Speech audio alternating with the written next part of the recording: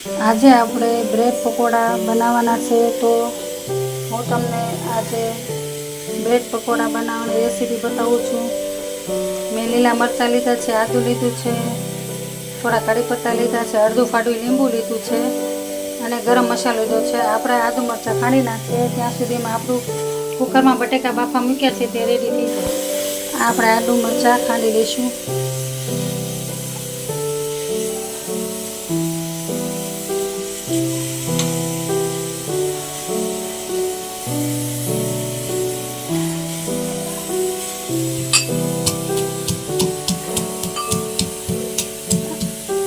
આદું મરચાં ખાંડીએ ત્યાં આપણું કુકર થઈ જાય બટેકાનું। આપણા બટેકા બાફા મૂક્યા હતા તે બફાઈ ગયા છે, આપણે એને ફોડી નાખશું બધાને। આ બટેકા બફાઈ ગયેલા છે તેને આપણે બધા બટેકાને ક્રશ કરી નાખશું।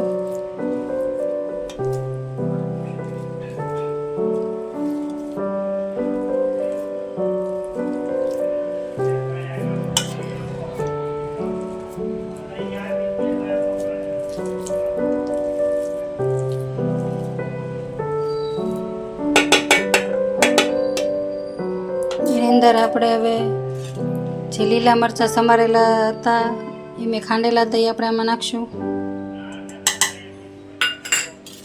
પછી આપણે લીમડો હતો એને કટ કરી નાખ્યો છે મેં।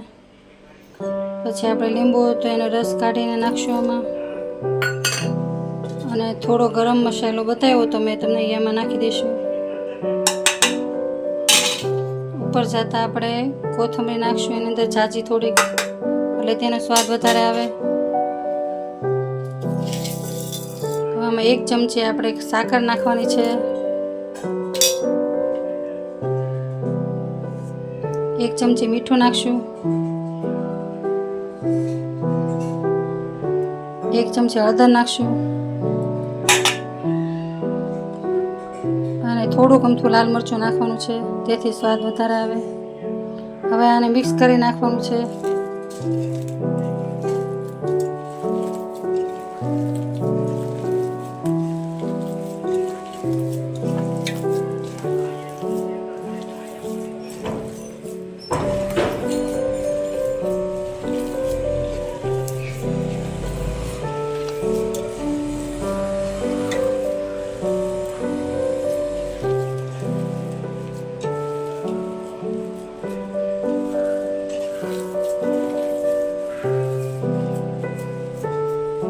આપણો બધો મસાલો રેડી થઈ ગયો છે।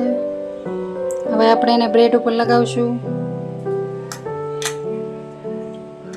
અને બીજું કે આપણે આ 1 વાટકો મેં ચણાનો લોટ લીધો છે, એની અંદર આપણે જરાક અમથી હળદર નાખશું અને થોડું મીઠું નાખશું।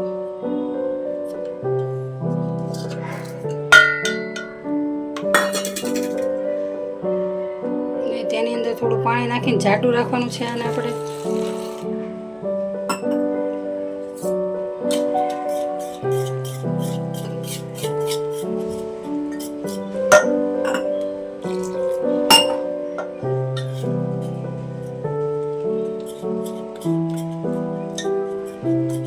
એકદમ ઘાટું બેટર બનાવવાનું છે આનું, કે આપણે બ્રેડ પકોડા બુડાડીએ તો એને ચોટી જાય એવું જાડું રાખવાનું છે આપણે। જાજુ એને ફેટવાનું છે, તેમાં 1 કણી રહે નહીં ચણાના લોટમાં।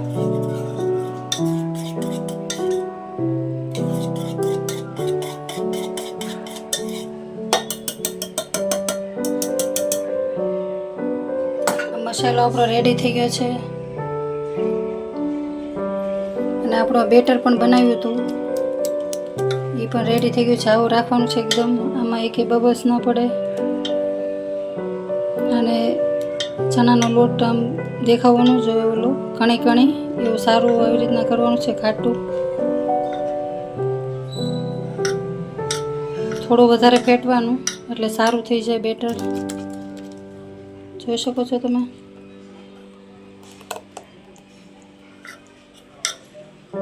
આપણું રેડી થઈ ગયું છે। હવે આપણે બ્રેડમાં મસાલો ભરશું અને પછી આમાં બોળીને પકોડા બનાવવાના છે। આ આપણે બ્રેડ લીધી છે, એની ઉપર આપણે મસાલો લગાડવાનો છે।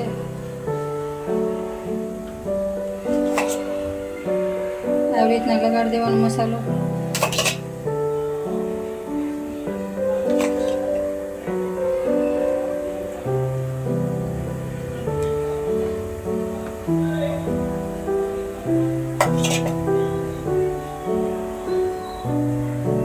એની પર આપણે બ્રેડ રાખી દેવાની છે.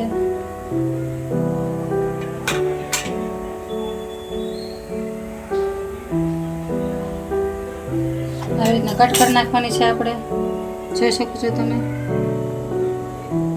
અને હવે આપણે આવી રીતના ચણાના લોટમાં બુડાડવાનું છે. મેં પહેલાં તમને કરીને બતાડ્યું હતું. પછી આની અંદર એક એક મૂકી દેવાનું છે.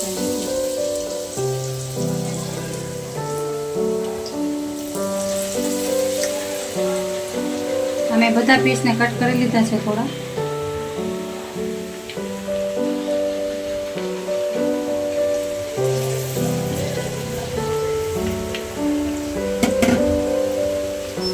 ધીમા ગેસે રાખવાનું છે આપણે, જેથી આપણા પકોડા દાજી ન જાય અને સારા થાય.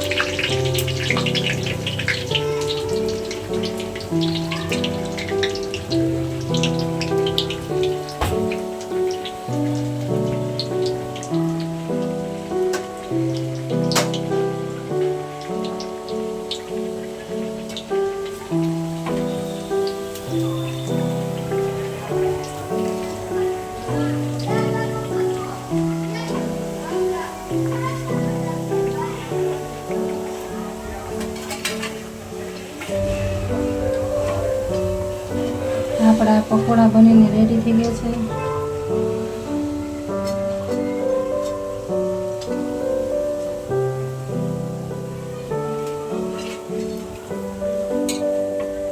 અને હવે આપણે લાજવાબ ચટણી છે એ પાણીમાં ગરમ ઉકાળેલા પાણીમાં જ નાખવાની છે ખાલી, તેથી તેની ચટણી પકોડા સાથે ખાવાની થઈ જાય.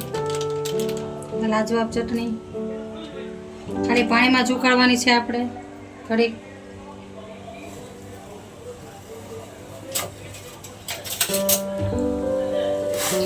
આમાં બીજું કાંઈ નાખવાનું નથી, આ તૈયાર જ મળે છે પકોડા સાથે ખાવા. ઘડીક હલાવશું એટલે એમાં સરસ ઉકળી જશે. આપણે જો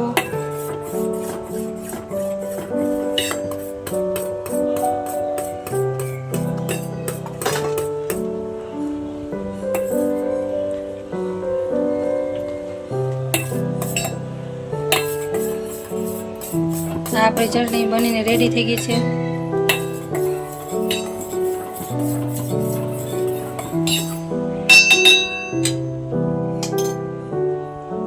બે ઉભરા લાવવાના છે એટલે આપણી ચટણી રેડી થઈ જશે.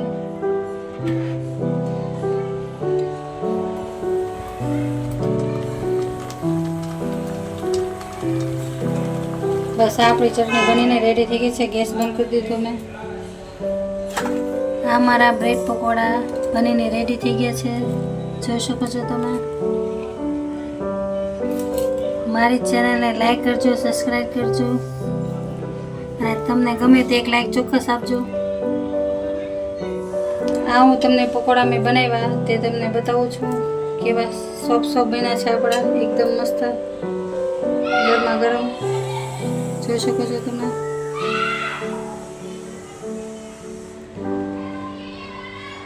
આ ચટણીમાં બોળીને ખાવાના છે. અને આ ચટણી મેં લીધી છે, સોસ લીધો છે, એમાં પણ તમે ખાઈ શકો છો. આ મેં લાજવાબ ચટણી બનાવી છે એ છે, અને સોસ છે ટમેટા સોસ, એની સાથે ખાઈ શકો છો.